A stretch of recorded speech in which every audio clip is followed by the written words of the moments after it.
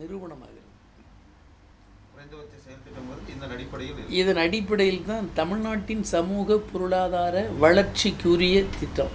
குறிப்பாக சொல்லப்போனால் தென்னக நதிகள், ஹிமாலய நதிகள், பீடபூமி நதிகள் எல்லாம் இணைக்கிறது இருக்கட்டும், தென்னக நதிகளை இணைத்தாலேயே தமிழ்நாட்டில்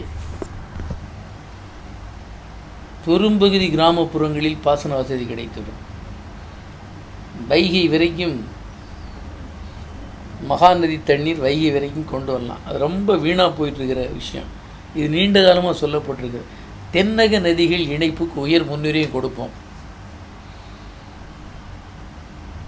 பல லட்சக்கணக்கான ஏக்கர் புதர்மண்டிய காடுகளாக கிடக்கிற வறண்ட பகுதிகளுக்கு பாசன வசதி உத்தரவாதப்படுத்துவதற்கான திட்டங்கள், பொருத்தமான வழிமுறைகள் தீட்டப்படும். இதெல்லாம் நாங்கள் வாக்குறுதியாக கொடுத்துருக்கோம்.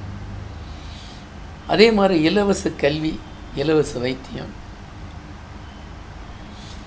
தனியார் மருத்துவமனைக்கு தக்கபடி இணையான முறையில் அரசு மருத்துவமனைகள் தரம் உயர்த்தப்படும். மக்களுடைய தேவைகள் நிறைவு செய்யப்படும். இந்த அடிப்படையில் எங்களுடைய எல்லா அம்சங்கள் இருக்குது. காப்பியிலே நீங்கள் பார்க்கலாம். ஒரு கமெண்ட் வந்து இந்த மக்கள் நல கூட்டணியில் கம்யூனிஸ்டுகள் தலைமை வகுத்து சரி, அது உருவாக்குவதில் ஒரு முக்கிய பங்கு எடுத்திருக்காங்க. இதை வந்து ஒரு விமர்சன பார்வையில் வந்து சொல்கிறவங்க ஒரு கிண்டலாகவும் சொல்கிறாங்க. கம்யூனிஸ்டுகளுடைய இந்த முடிவுனால இதுவரை இல்லாத, கம்யூனிஸ்டுகள் இல்லாத ஒரு தமிழக சட்டசபை உருவாக போகுது, அதுக்கு வழிவகுத்துட்டாங்க அப்படின்னு ஒரு கமெண்ட் அடிக்கிறாங்க. எப்படி நீங்கள் அதை பார்க்குறீங்க கேள்வி இந்த கிண்டலை? அதான் அவர்களுடைய நிலையிலிருந்து அவர்கள் அடிக்கிற கமெண்ட் இது. அதற்கு வாய்ப்பில்லை. நிச்சயம் கம்யூனிஸ்டுகள் இல்லாத அசெம்பிளி உருவாகாது.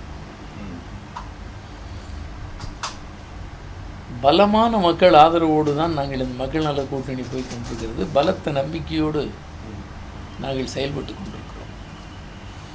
ஆனால் அப்படி கருதுகிறவருடைய அனுமானங்கள் தகர்ந்து போகும். தேர்தலுக்கு பணம் கொடுப்பாங்க, வாங்கிடாதீங்க. அப்படி பணம் கொடுக்க வந்தாங்கன்னா கையை வெட்டுங்க, கொடுக்குறவங்க கையை வெட்டுங்கன்னு வைகோ வந்து பிரச்சாரத்துலேயும் பேசியிருக்காங்க.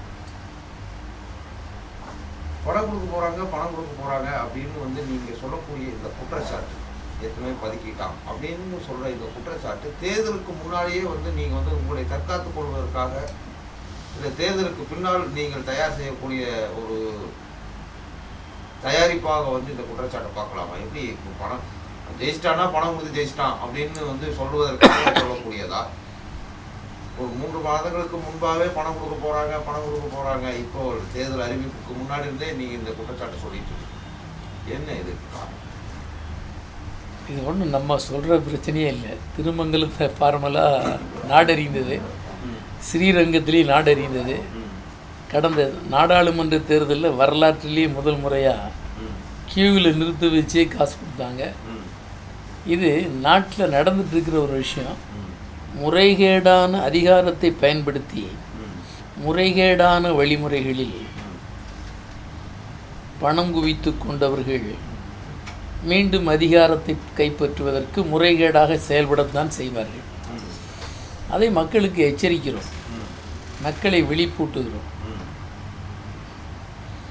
பணம் வாங்கிக் கொள்ளுங்கள் அப்படி வைகோ சொன்னார் என்று நான் கருதுகிறேன்.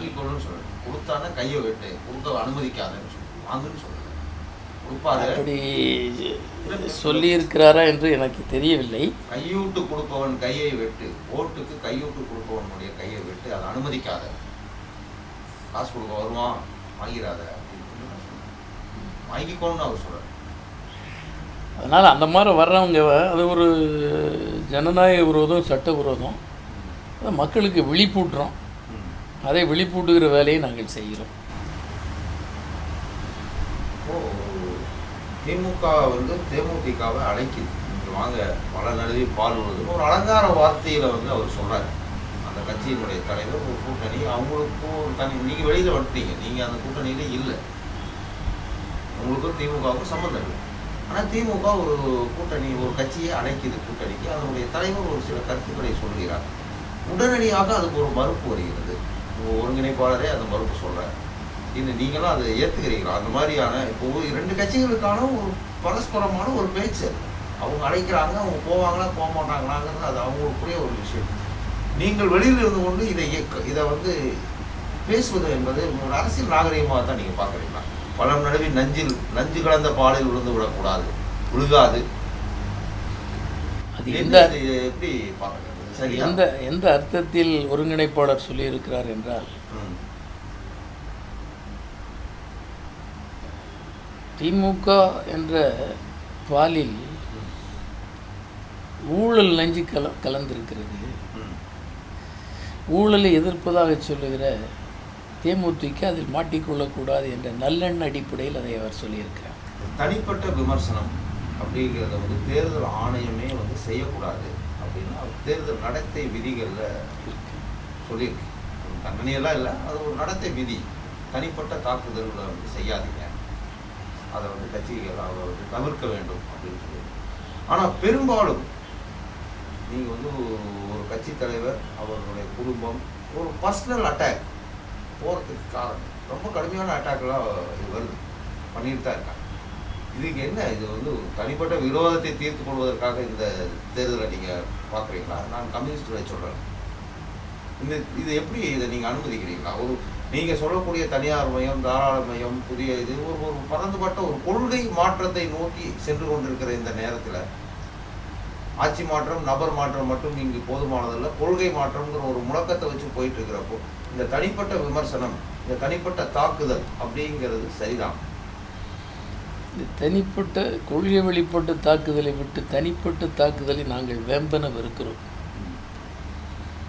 இது ஒரு ஜனநாயக அரசியல் அமைப்பில் ஜனநாயகம் வழங்கி இருக்கிற உரிமையை மிக தவறாக பயன்படுத்தி அத்துமீறுவதாகும். இது நாங்கள் கடுமையாக எதிர்க்கிறோம். கம்யூனிஸ்டுகளை பொறுத்தவரையிலும் தனிமனித தாக்குதலில் என்றைக்கும் ஈடுபட்டதில்லை, என்றைக்கு ஈடுபடப் போவதும் இல்லை. எங்கள் ஆதரவும் எதிர்ப்பும் கொள்கை வெளிப்பட்டுத்தான் இருக்குமே தவிர தனி மனித குரோத விரோதங்கள் எங்களுக்கு இல்லை. ஆனால் இத்தகைய போக்கை நாங்கள் கடுமையாக எதிர்க்கிறோம். யார் செய்தாலும் எதிர்க்கிறோம்.